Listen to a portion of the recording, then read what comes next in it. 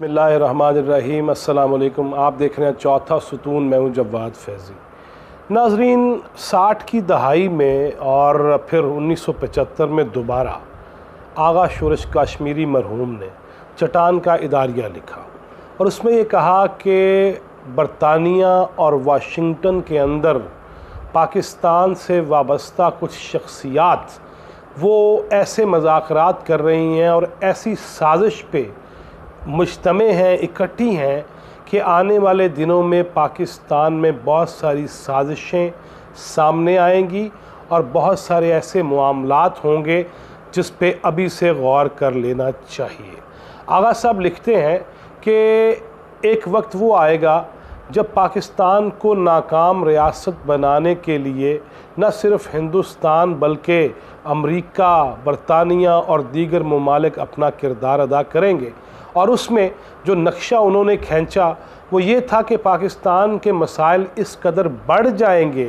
कि उसमें फिर अलहदगी की बातें होंगी, बगावत की बातें होंगी, एक दूसरे को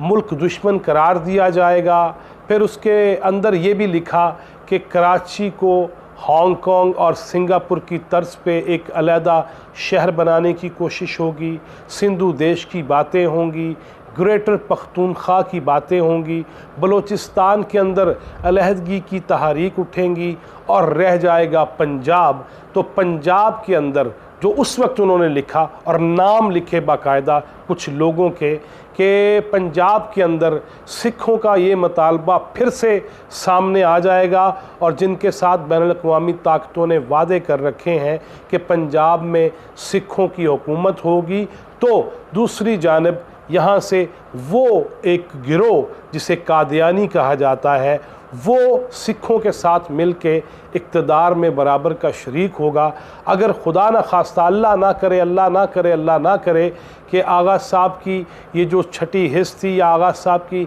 इंफॉर्मेशन पे मबनी इतलात थी और जो सोर्सेज़ उन्हें उस वक्त बता रहे थे, उसके बाद लिखी जाने वाली इस तहरीर में ये भी उन्होंने लिखा कि अल्लाह ना करे ऐसा हो, लेकिन कराइन ये बताते हैं, हालात ऐसे नज़र आ रहे हैं कि पाकिस्तान के ख़िलाफ़ साजिशें बदरजा आतम मौजूद होंगी और उनमें बड़ी शिद्दत व हिद्दत पाई जाएगी। अल्लाह ना करे ऐसा हो, अल्लाह ना करे, अल्लाह ना करे। लेकिन अगर वाक़तन हम बारीक बीनी से सोचें तो क्या हालात पूरे मुल्क के इत्मीनान बख्श हैं? जब 5th जनरेशन वार हो, जब हाइब्रिड वार हो, जब social media, electronic media, TV channels के ज़रिए हमारे जहनों के अंदर हर किस्म के सवालात पैदा कर दिए जाएं, जब हम अल्लाह के नबी की आखिरी नबूवत और अल्लाह के आखिरी नबी की कही हुई बातों पे भी तवज्जो ना दें, जब हम ऐसी चीज़ें करें कि अगर अल्लाह के नबी ने यह फ़रमाया है कि हुब्बुल वतनी शत्रुल ईमान,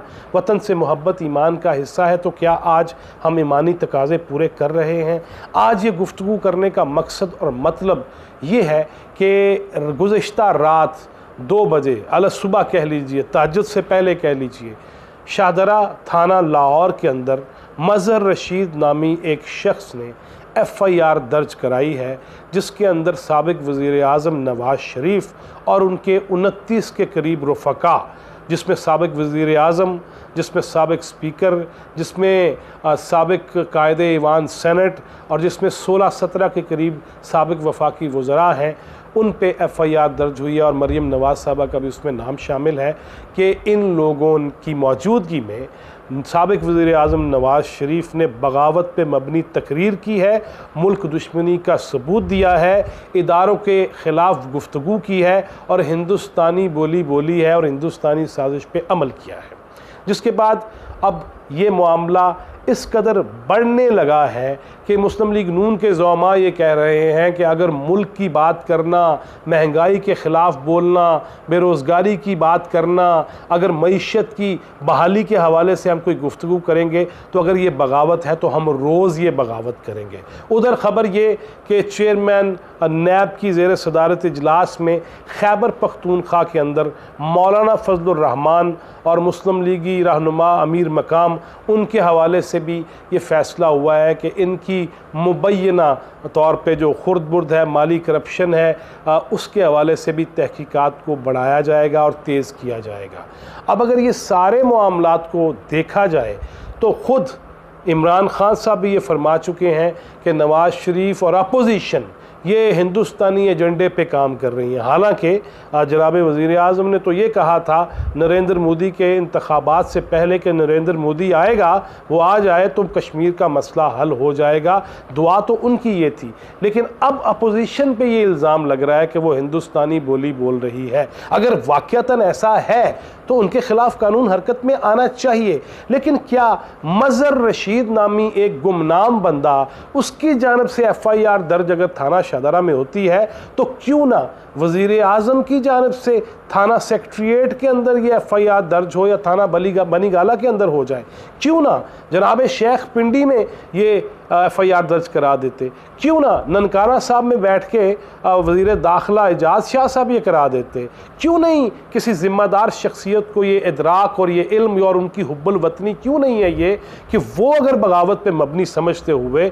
अगर किसी चैनल पे आके गुफ्तगू करते हैं, अगर वज़ीर आज़म किसी जलसे में ये कहते हैं कि नवाज़ शरीफ या अपोजिशन के दीगर जो लीडर्स हैं उनकी ज़बान जो है वो हिंदुस्तानी ज़बान के तौर पे इस्तेमाल हो रही है, तो फिर क्यों नहीं वो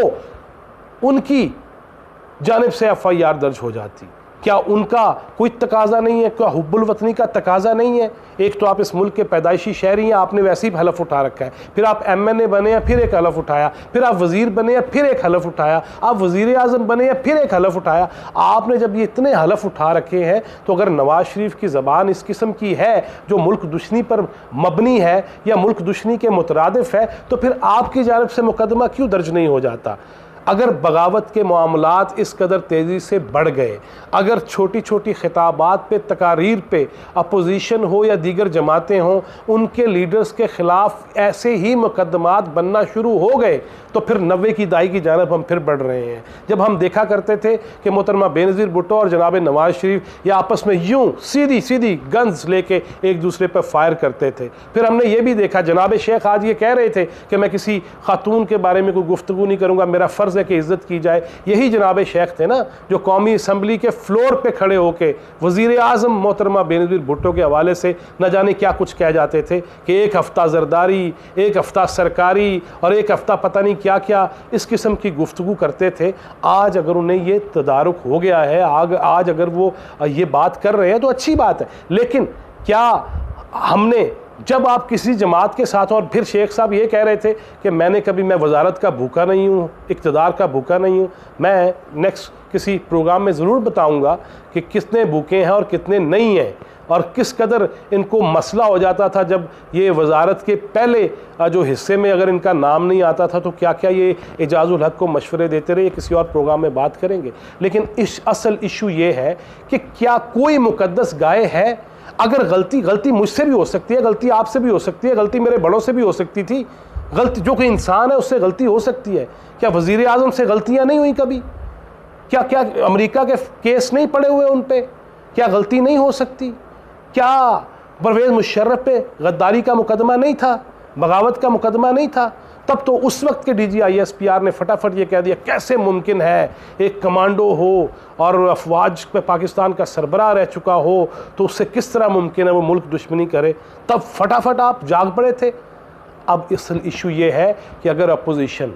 तहरीक चलाने चल पड़ी है, अगर वो इकट्ठे हो ही जाएँ, अल्लाह करे हो जाए, पहले तो जलसों पे उनका इख्तलाफ ख़त्म नहीं हो रहा और क़यादत पे मसले शुरू हो गए हुए हैं, लेकिन अगर वो इकट्ठे हो जाते हैं, अगर अवाम की कोई ज़बान नहीं बनेगा, अगर महंगाई हो गई है, अद्वियात की कीमतों में 400% से ज़्यादा इजाफा हो चुका है, उसका किसी को पता नहीं है। सिर्फ वो कहाँ गए पैसे जो मुराद सईद कहता था हम लाएगा, हम मुँह पे दे मारेगा, हम इनको छोड़ेगा नहीं, किधर गए वो? अगले दिन ले आएगा,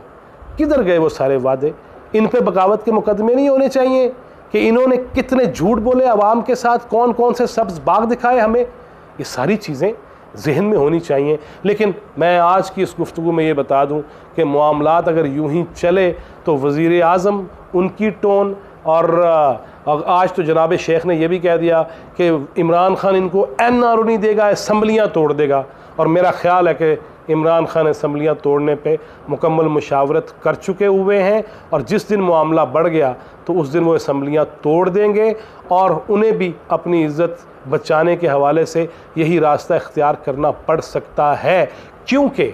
असल इशू यही है कि इस हुकूमत से मसाइल हल नहीं हो सके, और इस हुकूमत के आने के बाद मसाइल में इजाफ़ा हुआ है, और इंटरनेशनल साजिशें जिनके बारे हम पहले सुनते थे कि शायद कोई इंटरनेशनल साजिश के तहत इनको लाया जाएगा, उसमें मुझे तक़वियत महसूस होने लग गई है। अल्लाह ना करे कि पाकिस्तान को कोई नुकसान पहुँचे। और ये भी मैं अर्ज़ कर दूँ कि मुस्लिम लीगी रहनुमाओं की तो जो ज़बान है, वफाकी वज़रा की जो बयानात हैं, उससे ये लग रहा है कि वो खौफज़दा है, और मार्च में सेनेट के इलेक्शन से पहले जहां इस्तीफ़ों की बात चल रही है, उससे पहले खुदा न खास्ता कोई ऐसा इशू ना बन जाए जिसके बाद फिर हम ये कहें और इमरान खान भी ये कहते हुए पाए जाएं कि जमहूरियत ख़त्म कर दी गई है और इस मुल्क में मार्शल लॉ मुसल्लत कर दिया गया है। लिहाजा सूरत हाल जिस तरफ जा रही है उस पे होश के नाखुन लेना न सिर्फ अपोजिशन बल्कि हुकूमत